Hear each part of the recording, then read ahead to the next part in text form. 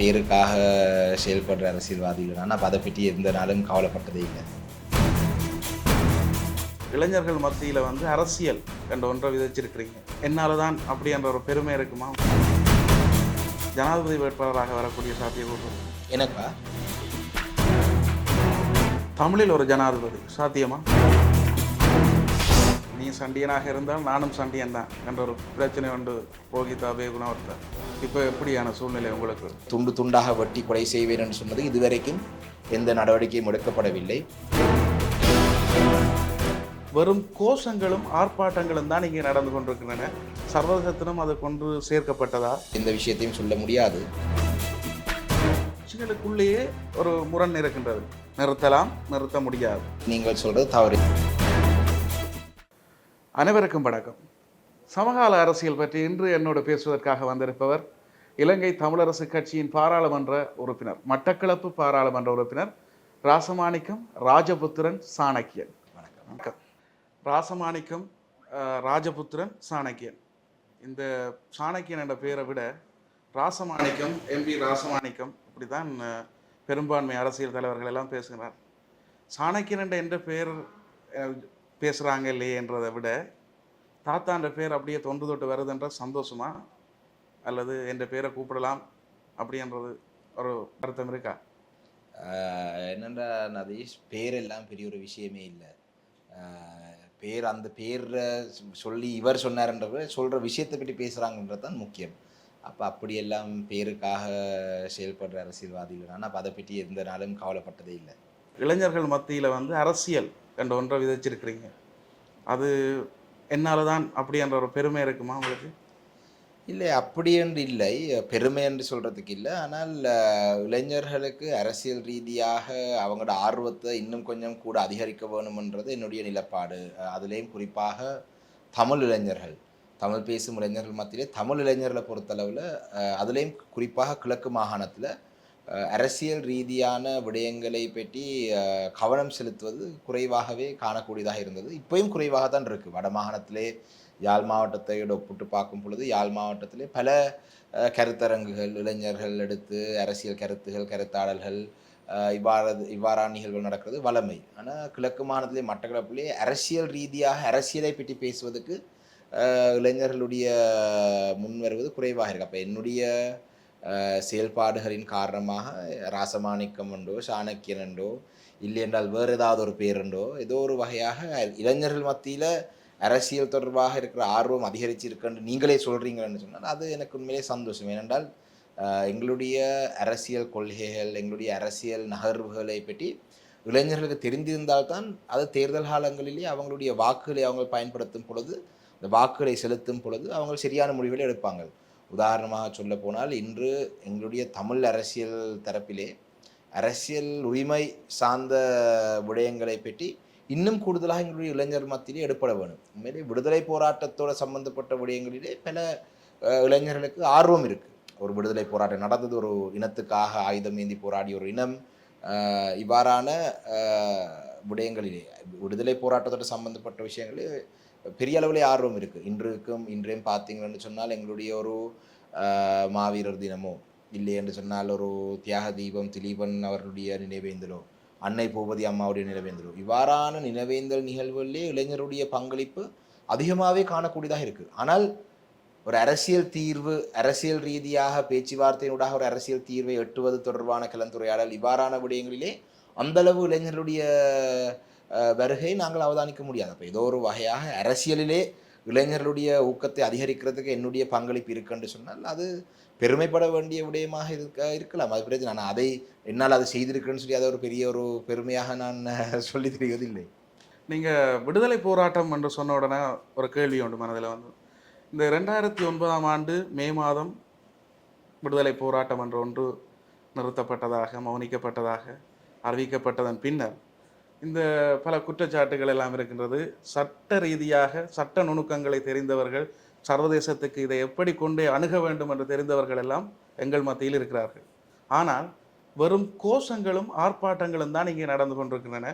சர்வதேசத்திலும் அது கொண்டு சேர்க்கப்பட்டதா, அல்லது அதற்கான வழிமுறை எடுத்திருக்கிறார்களா? இல்லை, இந்த 2009ஆம் ஆண்டு எங்களுடைய விடுதலை போராட்டம் மௌனிக்கப்பட்டதுக்கு பிறகு இலங்கை தமிழரசு கட்சி, அதாவது 2009ஆம் ஆண்டு விடுதலை போராட்டம் மௌனிக்கப்பட்ட காலப்பகுதிக்கு முன்பாக ஒரு கட்சியாக நாங்கள் சில விடயங்களை முன்னெடுத்தது என்பதை சொல்ல முடியாது. என்றால் விடுதலை புலிகள் அமைப்புடன் இணைந்து பல அரசியல் நகர்வுகளையும் அவ்வாறாகத்தான் இருந்தது. அப்போ 2009ஆம் ஆண்டுக்கு பிறகு தான் நேரடியாக அரசியல் ரீதியான விடயங்களை அரசியல் தலைவர்களே தீர்மானித்த ஒரு சூழல் அமைந்தது. 2009ஆம் ஆண்டுக்கு பிறகு தமிழ் தேசிய கூட்டமைப்பாக அந்த காலகட்டத்திலே நான் நினைக்கின்றேன் இலங்கையிலே தமிழ் மக்களுடைய அரசியல் தீர்வு என்ற விடயத்தில் சேர்த்து பொறுப்பு கூறல் என்ற விடயத்தையும் சேர்க்கப்பட்டது. அதுக்கு முதல் பொறுப்பு கூறல் என்றது அங்காங்கு நடந்த மனித உரிமை மீறல்கள், எங்களுடைய மனித நேயத்துக்கு எதிராக நடந்த குற்றங்களை பற்றி பேசப்பட்டாலும் ஒட்டுமொத்த ஒரு படுகொலை நடந்தது 2009ஆம் ஆண்டு மே மாதம் அந்த 2 மாதங்களுக்குள்ளே. அப்போ அந்த பொறுப்பையும் முன்னெடுத்து செல்ல வேண்டிய ஒரு சூழல் தேவை இருந்தது. ஆனால் ஒரு சர்வதேச ரீதியாக நாங்கள் ஒரு பாதிக்கப்பட்ட சமூகமாக, பாதிக்கப்பட்ட மக்கள் தரப்பிலே இருந்து நீதி கோருவது, ஆர்ப்பாட்டங்கள் செய்வது, நாங்கள் எங்களுடைய எதிர்ப்பை தெரிவிக்கிறன்றது அது மக்களால் செய்கிறது நாங்கள் ஏற்றுக்கொள்ளத்தான் வேணும். என்றால் பாதிக்கப்பட்ட சமூகமாகிய நாங்கள், எங்களுடைய மக்கள், அவங்களுக்கு எந்த நேரத்திலையும் அவங்க நீதி வேணுமென்றதுக்காக அவங்க போராட்டம் நடத்துவதுன்றது நிச்சயமாக நடக்க வேண்டிய விடயம். சிவில் சமூக அமைப்புகளாக இருக்கலாம், அவங்களோட சேர்த்து அரசியல் தலைவர்களாக இருக்கலாம், அரசியல்வாதிகளாக இருக்கலாம். ஆனால் ஒரு நாட்டுக்குள்ளே நாங்கள் விரும்பினாலோ விரும்பாட்டியோ இன்று நாங்கள் இலங்கைக்குள்ளே வாழ்கிறோம். இலங்கைக்குள்ளே அரசியல் தீர்வுன்ற விடயத்திலையும் நாங்கள் விரும்பினாலோ விரும்பாட்டியோ இன்றைக்கு நாங்கள் பேச வேண்டியதாக இருக்கிறது தெற்கிலே இருக்கிற பெரும்பான்மை சமூகத்தினுடைய தலைவர்களுடன் தான் நாங்கள் பேச வேண்டியதாக இருக்குது. அதே போல் இந்த பொறுப்பு கூறல் விடயங்கள்லையும், எங்களுடைய கொல்லப்பட்ட மக்களுக்கு நீதி கிடைக்கிற விடயங்கள்லையும் சில ஒரு வழிகள் இருக்கின்றது. அப்போ அந்த வழிகள்லேயே முதலாவது நீங்கள் சர்வதேசத்துக்கு போகிறதுக்கு முதல் உள்நாட்டுக்குள்ளே அதுக்கான சில முன்னெடுப்புகள் நடக்க மறுத்தா பிறகு சர்வதேசத்துக்கு போகக்கூடிய சூழல் எல்லாம் இருக்குது. அத்தோடு பொறுப்பு கூறல் விடயத்திலே ஐநா மனித உரிமை பேரவையிலே எங்களுடைய செயல்பாடுகள் தொடர்ந்து இன்று வரைக்கும் 14 வருடங்கள் 15 வருடங்கள் முடிந்தும் ஐநா மனித உரிமை பேரவையிலே எங்களுடைய தமிழ் மக்களுக்காக நடந்த அந்த குற்றங்களுக்காக விசாரணை வேண்டும், அந்த குற்றங்களுக்காக இலங்கை பொறுப்பு கூற வேண்டும் என்றது இன்று வரைக்கும் சொல்லப்பட்டு வரும் ஒரு விடயம். அதை அடையக்கூடியதாக அடைந்ததிலே பெரும் பங்கு எங்களுடைய கட்சியை சேர்ந்தவர்களுக்கு இருக்குது. அதோடு எங்களுடைய இன்னும் தமிழ் தேசிய அரசியல் தரப்பில் இருக்கிற இன்னும் ஒரு சிலர் இல்லை இது ஐநா மனித உரிமை பேரவையும் தாண்டி ஐசிசி சர்வதேச குற்றவியல் நீதிமன்றத்துக்குள்ளே இது கொண்டு போக வேணும் என்ற நிலைப்பாட்டிலே ஒரு சிலர் இருக்கிறாங்க. கடந்த 2020ஆம் ஆண்டு தேர்தலில் அதை ஒரு கோஷமாக வைத்த தரப்பையும் எங்களுடைய மக்கள் தெரிவு செய்தார்கள். ஆனால் இன்று 2020ஆம் ஆண்டு பாராளுமன்றத்துக்கு தெரிவாகி 4 வருடங்கள் கிட்டத்தட்ட 8ஆம் மாதம் வரும். ஒரு சர்வதேச நீதிமன்றத்துக்கு ஐசிசிக்கு சர்வதேச குற்றவியல் நீதிமன்றத்துக்கு இலங்கை அரசாங்கத்தை கொண்டு போவோம் என்ற கோஷத்தை எழுப்பி வந்தவர் கூட இன்று வரைக்கும் அந்த விடயத்திலே எந்த ஒரு முன்னெடுப்புகளை செய்ததாகவோ இல்லாட்டி முன்னேற்றகரமாக செயல்பட்டதாக இல்லை. ஏனென்றால் நடைமுறையிலே அதுக்கான சில தடைகள் சர்வதேச சட்டங்களில் இருக்கின்றது. அதாவது நாங்கள் ரோம் ஸ்டாட்யூட் லாவை நாங்கள் இலங்கை அரசாங்கம் கைச்சாத்தவில்லை. அப்போ இன்று சர்வதேச குற்றவியல் நீதிமன்றத்துக்கு போவதாக இருந்தால் அதுக்கு ஒரே ஒரு வழிதான் இருக்குது, இன்னொரு நாடு இலங்கையை அதுக்கு ஒரு கொண்டு போக வேணும். அப்போ அவ்வாறான விடயங்கள் நான் நினைக்கிறேன் பலரிடத்திலே பேசப்படுகின்ற வருது. கனடா அதை செய்கிறதுக்கு முன் வரலாம் என்று எல்லாம் பேசப்பட்டுருது. அதெல்லாம் வந்தால் நாங்கள் பூர்வமான ஒத்துழைப்பை வழங்குவோம். அதுக்கான நாங்கள் கனடா தூதுவரிடம் பேசியிருக்கிறோம், நாங்கள் கனடிய அரசாங்கத்துடன் பேசியிருக்கிறோம் இந்த விடயங்களை பற்றி. ஆனால் அவர்கள் முன்வருவார்களான்றது அது அந்த நாட்டை பொறுத்தவரை விடயம். எங்களுடைய தரப்பை பொறுத்தளவிலே நாங்கள் வெறுமனே ஆர்ப்பாட்டங்களுக்கு மட்டும் எங்களுடைய போராட்டங்களை மட்டுப்படுத்தினதுன்றதை நாங்கள் ஏற்றுக்கொள்ள முடியாத ஒரு கருத்து. பொதுவாக இந்த பொது வேட்பாளர் இப்பொழுது ஜனாதிபதி வேட்பாளராக தமிழில் பொது வேட்பாளர் ஒருவர் நிறுத்த வேண்டும் அப்படின்ற ஒரு பேச்சு நடைபெற்று கொண்டிருக்கு. அதுக்குள்ளேயே கட்சிக்குள்ளேயே இப்போ தமிழரசு கட்சி என்று எடுத்துக்கொள்வோம், வேறு கட்சிகள் என்றால் அந்த கட்சிகளுக்குள்ளேயே ஒரு முரண் இருக்கின்றது. நிறுத்தலாம், நிறுத்த முடியாது, நிறுத்தக்கூடாது அப்படின்னு. உங்களுடைய நிலைப்பாடு என்ன? இல்லை, அவ்வாறு கட்சிக்குள்ளே முரண்பாடு இருக்குன்றது நீங்கள் சொல்கிறது தவறு. ஏனைய கட்சி எப்படி எனக்கு தெரியாது. இலங்கை தமிழரசு கட்சிக்குள்ளே அவ்வாறு ஒரு முரண்பாடு இருக்கிறதாக எந்த ஒரு இடத்துலையும் அப்படி ஒரு முரண்பாடை நான் பார்க்கவில்லை. ஏனென்றால் நாங்கள் எங்களுடைய கட்சியினுடைய மத்திய செயற்குழு கூடி இந்த விடயத்தை பற்றி நாங்கள் கடந்த முதலாவது நாங்கள் 20ஆம் தேதி ஆராய்வதாக இருந்து பிறகு 19ஆம் தேதி ஆராய்வதாக இருந்து பிறகு 23ஆம் தேதி ஆராய்வதாக இருந்து இந்த மத்திய செயற்குழு கூட்டமே நடக்கவில்லை. அதுக்கு முக்கியமான காரணம் அன்றைய 23ஆம் ஆண்டு சித்திரை பௌர்ணமி அந்த திகதியிலே எங்களுடைய புதிதாக தெரிவு செய்யப்பட்ட தலைவர் ஸ்ரீதரன் அவர்கள் மற்றும் சில முன்னாள் பாராளுமன்ற உறுப்பினர்கள் சித்திரை பௌர்ணமி அந்த கிரியை இருக்கிற காரணத்தால் அவங்களுக்கு வர முடியாதுன்றதால அந்த கூட்டம் நடக்கவில்லை. அப்போ அந்த பொது வேட்பாளர் என்ற விடயத்தை எங்களுடைய கட்சி மத்திய குழுவிலே இன்னும் ஆராயப்படாத ஒரு விடயம். அப்போ அதை ஆராய்ந்த பிறகு தான் கட்சியினுடைய நிலைப்பாடை சொல்ல விடும். எது எப்படியோ இருந்தாலும் தமிழ் மக்கள் ஒரு ஜனாதிபதி தேர்தல் என்று வரும் பொழுது தமிழ் மக்களுடைய அரசியல் அபிலாஷைகளை பூர்த்தி செய்யக்கூடிய வகையான ஒரு தீர்மானம் எடுக்க வேண்டும். உதாரணமாக சொல்லப்போனால் 2005ஆம் ஆண்டு 15ஆம் ஆண்டு இந்த 2 தேர்தல்களிலேயும், குறிப்பாக இந்த 2 தேர்தலிலேயும் வந்து தமிழ் தரப்பு தான் தீர்மானித்து இந்த நாட்டிலே ஜனாதிபதி யார் என்றது. 2015ஆம் ஆண்டு மிக விசேடமானது என்ன, 2 லட்சம் வாக்குகள் வித்தியாசத்திலே தான் மஹிந்த ராஜபக்ஷ தோல்வியடைந்தார். ஆனால் 2020ஆம் ஆண்டு தேர்தலை பொறுத்தளவிலே 15 லட்சம் வாக்கு வித்தியாசத்தால் கோட்டாபய ராஜபக்ஷ வென்றவர். அப்போ அவ்வாறான ஒரு காலப்பகுதியிலே தமிழ் மக்கள் ஒரு தீர்மானிக்கும் சக்தியாக இல்லாமல் இருக்கக்கூடிய சூழலிலே நாங்கள் எடுக்கக்கூடிய தீர்மானங்களும் இன்று 2025ஆம் ஆண்டிலே வந்து ஜனாதிபதி தேர்தலை பொறுத்தளவிலே இன்று எங்களுக்கு பார்க்கும் பொழுது நேரடியாக ரணில் விக்ரமசிங்க அவர்கள், சஜித் பிரேமதாஸ் அவர், அனுர்குமார் திசாநாயக்கர் இந்த 3 பேரும் பகிரங்கமாக தாங்கள் தேர்தலிலே ஜனாதிபதி வேட்பாளராக களமிறங்குறதாக சொல்லியிருக்கிறாங்க. அவ்வாறான ஒரு நிலையிலே எங்களுக்கு மிக தெளிவாக தெரிகிறது இதிலே ஒருவர் நிச்சயமாக வெற்றி பெறக்கூடிய ஒரு சூழல் இருக்கா இல்லையான்றது மிக தெளிவாக தெரிகிறது. அவ்வாறான ஒரு நேரத்தில் தமிழ் மக்களுடைய வாக்குகள் தீர்மானிக்கும் சக்தியாக மாறலாம். அப்போ அவ்வாறான நேரத்தில் தமிழ் மக்களுடைய அரசியல் அபிலாஷைகள், நான் மீண்டும் சொல்கிறேன், நாங்கள் எடுக்கிற எந்த தீர்மானமாக இருந்தாலும் தமிழ் மக்களுடைய அரசியல் அபிலாஷைகளை பூர்த்தி செய்யக்கூடிய வகையாக, இல்லாட்டி தமிழ் மக்களுடைய அரசியல் அபிலாஷைகளை அடையறதுக்கு ஒரு வாய்ப்பை ஏற்படுத்தக்கூடிய வகையான தீர்மானம் ஒன்று கட்சி எடுக்க வருவது என்னுடைய நிலப்பாடு. ஆனால் கட்சி என்ன தீர்மானம் எடுக்க போகிறது இன்னும் தெரியாது. இந்த பொது வேட்பாளர் தொடர்பில் சிவில் சமூக அமைப்புகள் வந்து இப்போ தாங்கள் பொது வேட்பாளரை நிறுத்துவது என்ற ஒரு உடன்படிக்கைக்கு வந்திருக்கிறார். இப்போ உங்களிடம் ஆதரவு கேட்பார், உங்களுடைய நிலைப்பாடு? இல்லை, சிவில் சமூக அமைப்புன்றது எங்களுடைய தமிழ் அரசியலில் வந்து மிகவும் ஒரு முக்கியமான ஒரு பலம். சிவில் சமூக அமைப்புகளுடைய கேள்விகள், அவங்களுடைய விமர்சனங்கள், அவங்களுடைய சந்தேகங்கள், அவங்க கொண்டு வரும் சில சந்தேகங்கள், கேள்விகள் உண்மையிலே தமிழ் அரசியல்வாதிகளை வந்து ஒரு தொடர்ச்சியாக தாங்கள் விரும்பிய மாதிரி எல்லா விடயத்தையும் எடுக்கலாம் என்ற ஒரு தன்னிச்சையான செயல்பாடில் போக முடியாத அளவுக்கு சிவில் சமூக அமைப்பினருடைய இந்த செயல்பாடுகள் கடந்த ஒரு சில காலங்களில் இருந்திருக்கு. ஆனால் சிவில் சமூக அமைப்புகள் இவ்வாறான ஒரு கோரிக்கை முன்வைத்தாலும் நாங்கள் தனிநபர்களாக நாங்கள் தீர்மானம் எடுக்க முடியாது. நாங்கள் எங்களுக்குன்னு ஒரு கட்சி இருக்குது இந்த நாட்டிலே வந்து. நான் நினைக்கிறேன் ஐக்கிய தேசிய கட்சி ஸ்ரீலங்கா சுதந்திர கட்சியை விட பழமை வாய்ந்த கட்சி. ஒரு 75 வருடங்கள் கிட்டத்தட்ட வரலாறு கொண்ட ஒரு கட்சி. அப்போ அந்த கட்சியை வந்து நாங்கள் எல்லாம் சேர்ந்து ஒரு தீர்மானம் எடுத்த பிறகு தான் நாங்கள் என்ன செய்யலாம்ன்றதை நாங்கள் தீர்மானிக்கலாம். ஏன்னா நாங்கள் கட்சி ஒரு தீர்மானம், நாங்கள் ஒரு தீர்மானம் ஒன்று, நாங்கள் கட்சி எடுக்கிற தீர்மானம் தான் எங்களுடைய தீர்மானமாகவும் இருக்கும். அப்போ அவ்வாறான நிலையிலே நான் நினைக்கிறேன் நிச்சயமாக கட்சியினுடைய நாங்கள் எடுக்கிற தீர்மானத்தை வந்து இந்த சிவில் சமூக பிரதிநிதிகளுடைய கருத்திலே நிச்சயமாக உள்வாங்கப்பட வேண்டும். தமிழில் ஒரு ஜனாதிபதி சாத்தியமா? தமிழீழம் சாத்தியமாகனா தமிழில் ஒரு ஜனாதிபதி சாத்தியமாகும். ஆனால் இன்றைய நிலையில் சொல்லல. அது இப்போ பராக் ஒபாமா வந்து ஒரு கருப்பு இனத்தை சேர்ந்த ஒருவர் அமெரிக்காவிலே ஜனாதிபதியாக வரலாம் என்று சொல்லி 10 வருடங்கள் 15 வருடங்களுக்கு முதல் சொல்லியிருந்தால், அதாவது அவர் ஜனாதிபதி ஆகிறதுக்கு முதல் சிரித்திருப்பாங்க. அதனால் அது நடந்தது. இன்று நீங்கள் பார்த்தீங்களென்றால் பிரித்தானியாவிலே வந்து ரிஷி சுனாக் ஒரு இந்திய வம்சாவளியை சேர்ந்த ஒரு நபர், அவர் வந்து இன்று பிரித்தானியாவினுடைய பிரதமராக வந்திருக்கிறார். அப்போ உலகத்திலே எல்லா விடயங்களையும் நாங்கள் இல்லை என்ற எந்த விஷயத்தையும் சொல்ல முடியாது. ஆனால் இன்றைய நிலையில் வந்து அது அவ்வளோ இலகுவான விடயமாக நான் பார்க்கவில்லை. புவிசார் அரசியல் போட்டி நிலவி கொண்டிருக்கிறது.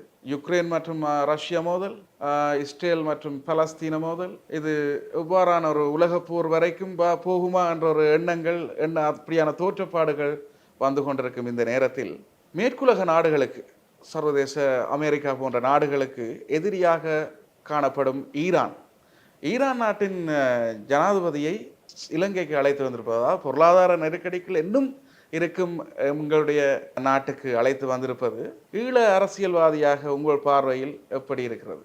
இல்லை, இலங்கையினுடைய நிலப்பாடு வந்து எல்லா நாடுகளுடையும் எங்களுக்கு உறவு வேண்டும் என்ற ஒரு நிலப்பாடு ரணில் விக்ரமசிங்க கொண்டிருக்கிறார். அவர் ஈரானுடைய பிரதமரோ ஜனாதிபதி இலங்கைக்கு வந்து போகிறார். அதுக்கு ஒரு சில வாரங்களுக்கு முன்பாகத்தான் இஸ்ரேலுடன் ஒரு உடன்படிக்கை செய்து இங்கிருந்து எத்தனையோ 1000 பேரை இஸ்ரேலுக்கு வேலை வாய்ப்புக்கு அனுப்புறதாக ஒரு உடன்படிக்கை செய்யப்பட்டது. அதோட சீனாவுக்கு ஒரு பக்கத்தால், சீனாவினுடைய கப்பல் ஒரு பக்கத்தால் வந்து இங்கே வேவு பார்க்குறேன்னு சொல்லி இந்தியாவினுடைய எதிர்ப்புக்கு மத்தியிலே, அமெரிக்காவுடைய எதிர்ப்புக்கு மத்தியிலே அந்த கப்பல் உள்ளே வந்து வேவு பார்த்து கொண்டு போகிறது என்று குற்றச்சாட்டப்படுது. அதே நேரத்தில் அமெரிக்காவுடைய உதவியும் நாடுறார்கள், சர்வதேச நாணயத்தினுடைய செயல்பாடுகளை கையாளுவதற்கு. இந்தியாவினுடைய முதலீடுகள் வட மாகாணத்திலே குறிப்பாக இந்த ரினியூவபிள் எனர்ஜி விடயத்திலே வருது. அப்போ இலங்கையினுடைய ஒரு அரசியல், அதாவது இலங்கையினுடைய ஒரு சர்வதேசத்தை கையாளுற ஒரு வெளிவிவகார கொள்கையை பற்றி தான் வைத்து கொண்டு தான் அவர்கள் செய்கிறார்கள். அப்போ இது இலங்கையை பொறுத்தளவில் அவர்கள் இதை எப்படி பார்க்குறார்களோ தெரியாது. ஆனால் எங்களை பொறுத்தளவிலே நிச்சயமாக நாங்கள் எங்களுடைய அரசியல் தீர்வுன்ற விடயத்திலே பிராந்திய வல்லரசும் உலக வல்லரசுடைய ஆதரவு எங்களுக்கு நிச்சயமாக தேவை. அதை திரட்டி எடுக்கிறதுக்கான சில பொறிமுறைகளை நாங்கள் கண்டுபிடிக்க வேண்டும். அப்போ அவங்களுடைய சில அவங்களுடைய பார்வையிலே அவங்களையும் எங்களுடைய சேர்த்து போகக்கூடிய வகையாக எங்களுடைய அரசியல் இருக்க வேண்டும். அவங்களை பகைத்து கொண்டு இலங்கை அரசாங்கம் ஒரு அரசியல் தீர்வு விடயத்தில் எங்களுடன் சேர்ந்து வேலை செய்வார்ன்றது ஒரு சாத்தியம் குறைவாகத்தான் நான் பார்க்குறேன். பாராளுமன்றத்தில் நீ சண்டியனாக இருந்தால் நானும் சண்டியன் தான் என்ற ஒரு பிரச்சனை உண்டு ரோஹித் அபேகுணவர்த்தன். இப்போ எப்படியான சூழ்நிலை உங்களுக்கு? இல்லை, அவருக்கு எதிராக நான் என்னுடைய பாராளுமன்ற சிறப்புரிமை மீறப்பட்டது என்று சொல்லி ஒரு புகார் கொடுத்திருந்தேன். சண்டியர்ன்றதை விட அவங்களுடைய நிலப்பாடு, நான் நினைக்கிறேன் தமிழ் பாராளுமன்ற உறுப்பினர்கள் என்று சொன்னால் அவர்கள் அதிகாரம் செய்வார்கள், அவங்க சண்டித்தனம் காட்டினால் நாங்கள் அமைதியாக போக வேண்டும். நாங்கள் அவ்வாறு அமைதியாக போக வேண்டிய அவசியம் இல்லை. அப்போ அந்த விடயம் தொடர்பாக என்னை தாக்க முயற்சித்ததை பற்றி பாராளுமன்றத்திலே ஒரு சிறப்புரிமை மீறலை பற்றி நான் ஒரு புகார் கொடுத்திருந்தேன். நான் நினைக்கிறேன் 3ஆம் மாதம் அளவிலே தான் இந்த சம்பவம் நடந்தது. இப்போ நாங்கள் 4ஆம் மாதம் இறுதியில் இருக்கிறோம். கடந்த வாரம் வரைக்கும் அந்த சிறப்புரிமை மீறலை பற்றி உண்மையிலேயே சிறப்புரிமை மீறல்ன்றதை விட சபாநாயகர் ஒரு விசாரணை செய்து உண்மையிலேயே அவருக்கு எதிராக நடவடிக்கை எடுத்திருக்க வேண்டும். சபாநாயகரும் இதை ஒரு நழுவல் போக்கால இதை சிறப்புரிமை மீறல் குழுவுக்கு நியமித்திருந்தார். சிறப்புரிமை பற்றி ஆராயிர குழு இதுவரைக்கும் ஒரு நேரம் ஒதுக்காமல், நான் கடந்த வாரம் பார்லிமெண்ட் செக்ரட்டரி ஜெனரலுக்கு தொலைபேசியூடாக நான் அழைத்து சொல்லியிருந்தேன். அவர்கள் மிக விரைவாக இந்த சிறப்புரிமை மீறல் என்றதுக்காவது இவரை விசாரணை செய்வதற்கு ஆரம்பிக்கவில்லை என்றால் நான் போலீசுடைய, அதாவது காவல்துறையிடமே ஒரு புகார் செய்ய வேண்டியதாக வரும் என்று சொல்லியிருந்தேன். அப்போ நேற்றைய தினம் அந்த சிறப்புரிமை மீறல் முதலாவது முறை ஆராயப்பட்டது. நான் நினைக்கிறேன் 6ஆம் மாதம் 1ஆம் வாரத்திலே அவருக்கு நான் வைத்திருக்கிற குற்றச்சாட்டுகளுக்கு எதிராக அவர் பதிலளிக்கிறதுக்குரிய திகதி குறிக்கப்பட்டிருக்கு. அந்த காலப்பகுதிக்குள்ளே ஏனைய சாட்சிகளையும் சேகரித்து ஒரு விசாரணை ஒரு நீதிமன்ற விசாரணை மாதிரி தான் போகும். அத்தோடு நேற்று 2 விடயங்கள், அம்பிட்டிய சுமரரத்ன தேரர் உன்னுடைய செயல்பாடுகளை பற்றி சிறப்புரிமை குழுவிலே எடுக்கப்பட்டது. அவர் தமிழர்களை துண்டு துண்டாக வெட்டி கொலை செய்வேன் என்று சொன்னது இதுவரைக்கும் எந்த நடவடிக்கையும் எடுக்கப்படவில்லை. அத்தோடு என்னுடைய பாராளுமன்ற உரைகளை பற்றியும் அவர் போலியான செய்திகளை வெளியிட்டதை வைத்து 2ஐயும் முனைத்து ஒரு சிறப்புரிமை மீறல் ஒன்றை போட்டது. அதுவும் நேற்று எடுக்கப்பட்டது. அப்போ தீர்மானம் எடுக்கப்பட்டது. உடனடியாக போலீஸ் மா அதிபரை அழைத்து, ஏன் இதுவரைக்கும் நான் போட்ட போலீஸ்லேயே நான் ஒரு முறைப்பாடு செய்திருந்தேன், ஒட்டுமொத்த தமிழ் மக்களுக்கு எதிராக இவர் ஒரு ICCPR சட்டத்தின் கீழ் உண்மையிலே கைது செய்திருக்க வேண்டும். அதாவது ஹேட் ஸ்பீச், ஒரு இனத்துக்கு எதிராக அவர் சொல்லியிருந்தார். அப்போ அவரையும் IGPRையும் அழைத்து இந்த விடயத்துறை ஏன் நடவடிக்கை எடுக்கவில்லை என்று விசாரித்து அதற்கு இந்த ICCPR ஆக்டின் கீழே நடவடிக்கை எடுக்க வேண்டும் என்று நான் கோரிக்கை முன்வைத்திருக்கேன். அதுவும் ஒரு சில வாரங்களுக்கே தெரிய வரும். நீங்கள் சொன்னது போல் எதுவும் எக்காலத்திலும் சாத்தியப்படலாம் அந்த மாதிரி. இப்போத்த பாராளுமன்ற உறுப்பினருக்குரிய வேட்பாளர் அப்படி என்றால் அடுத்த அரசியலில் வரலாம், ஜனாதிபதி வேட்பாளராக வரக்கூடிய சாத்தியக்கூறு இருக்கு எனக்கா? உங்களுக்கு? நான் நினைக்கிறேன் அது இலங்கை சட்டத்திலே 35 வயதுக்கு மேலே இருந்தால் தான் ஜனாதிபதி வேட்பாளராக வரலாம். அப்போ 35 வயசுக்கு பிறகு அதை பற்றி யோசிக்கலாம். எனக்கு இப்போ 33. இவ்வளோ நேரம் எங்களோடு இணைந்திருந்ததுக்கு எங்களுடைய நன்றி. ஒருவனுக்கு வருகை தந்ததுக்கு எங்களுடைய மனமார்ந்த நன்றி. ஒருவன் நிகழ்ச்சி ஏற்பாடு செய்யும் இந்த அனைத்து ஊடகவியலாளர்களுக்கும், தொழில்நுட்ப ரீதியாக உதவி புரிகிற அனைவருக்கும், என்னையும் இந்த நிகழ்வுக்கு அழைத்து சமகால அரசியல் தொடர்பாகவும் கருத்துக்களை சொல்வதற்கு சந்தர்ப்பம் ஏற்படுத்தி தந்த குழுவினருக்கும் நதீஷ் உங்களுக்கும் என்னுடைய நன்றிகள். நன்றி, வணக்கம். நன்றி.